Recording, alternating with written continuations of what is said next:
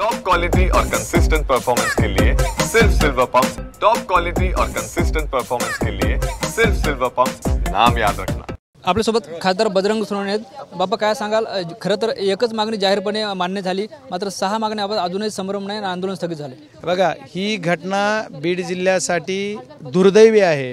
ही घटना केज तालुक्यातील मसाजोग गावची एका गावापुरती मर्यादित नाही, ते संबंध जिल्ह्याचा हा प्रश्न आहे। किंवा या जिल्ह्यामध्ये जे गुंडगिरी दादागिरी ही जी प्रकार आहेत, ज्याच्यानुसार यांची जी वृत्ती आहे तीच वाईट आहे। ही संपविण्यासाठी यांची प्रवृत्ती जी वाईट प्रवृत्ती आहे ती संपविण्यासाठीचं आंदोलन हे आहे। आणि या आंदोलनात आम्हाला सगळ्यांना एकत्रित राहून जी काम आम्ही करतोय त्याच्यामध्ये आम्हाला एक मागणी फक्त आताशी मान्य झाली। मी मुख्यमंत्री महोदयाला सुद्धा म्हणतो की याला वेळ का लागतोय। आमच्या मागण्या ज्या पहिल्या दिवशी ज्या मागण्या त्याच मागण्या आहेत, ह्याच्यात काही वेगळं नाही। कुटुंबांना अशी ॲडिशनल कुठली मागणी केलेली नाही किंवा काही नाही। आज ज्या ह्या मागण्या आहेत ह्या पहिल्या दिवसापासून डे 1 पासून केलेल्या मागण्या ह्या आहेत।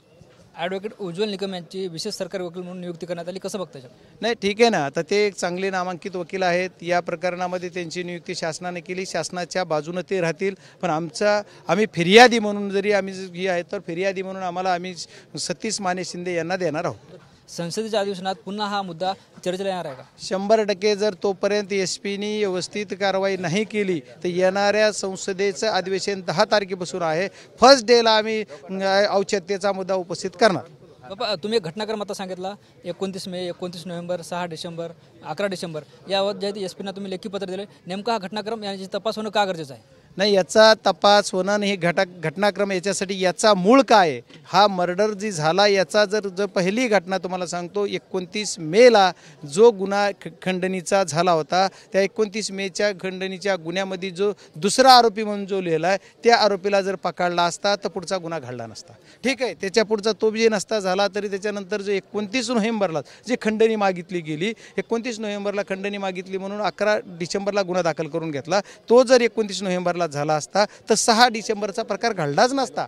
आणि बरं तेवढ्यावर बी पुन्हा 6 डिसेंबरला करलं, त्या दिवशी बी अट्रॉसिटीचा गुन्हा म्हणतो ते बी केला असता तरी कारण या आरोपीमध्ये तेच आरोपी आहेत ना, तेच आरोपी आहेत सगळे। ती जर मध्ये गेले असते तर चपराक लागली असती। तर याच्यामुळे ह्यांनी केलं नाही, ही चूक इथल्या PI आणि PSIची आहे आणि हे त्या गुन्हेगाराबरोबर सामील आहेत, त्याच्यामुळे यांचा सहआरोपी झाले पाहिजे। पहिलीच मागणी, ह्याच्यात ॲडिशनल कुठली मागणी केलेली नाही। कुटुंब आंदोलन करायला म्हणजे आणखी काहीतरी नवीन मागणी ॲडिशनल करायला काही मागायला नाही। जी पहिल्या दिवशी मागणी केली, रोडवर बसले प्रेत ताब्यात घ्यायच्या अगोदरपासून त्याच मागणीची आज बी म्हणतात।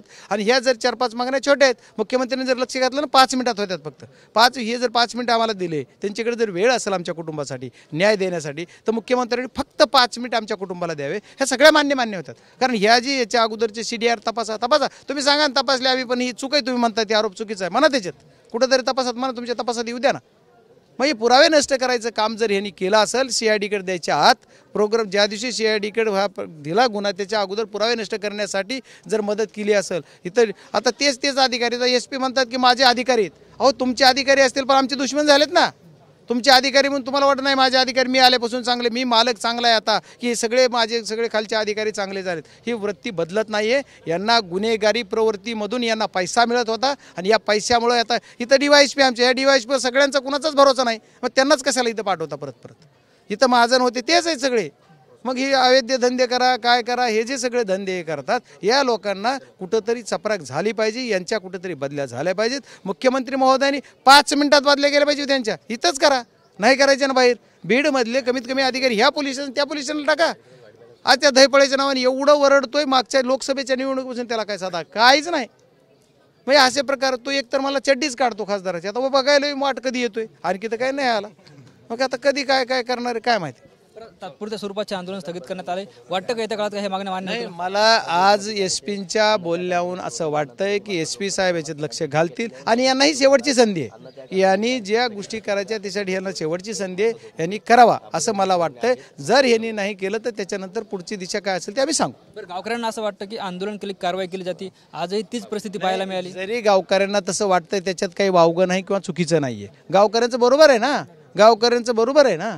ह्या गोष्टी त्याच्यामुळे अशा घटना घडतात. त्याच्यामुळे या घटनेतून आपण सुद्धा काहीतरी बोध पोलीस यंत्रणेने सुद्धा घेतला पाहिजे आणि आपल्याला सुद्धा काहीतरी मिळालं पाहिजे. खूप खूप धन्यवाद. दिशा कशी असणार आहे तुमची? जे आपण बघतो हे होते खासदार बजरंग सोनवणे, जे आज अन्नत्याग आंदोलनाच्या समोर होते. मात्र यांनी जे आहे ते यातून काही मुद्दे उपस्थित केले. एसपींना वाटतं मी चांगलं काम करतोय, मात्र खालची यंत्रणा चांगली काम करत नाही असा आरोपही त्यांनी केला आहे. कॅमेरा पर्सन हर्षल निकमसह ज्ञानेश्वर लोंढे, TVN मराठी, मस्साजोग, बीड.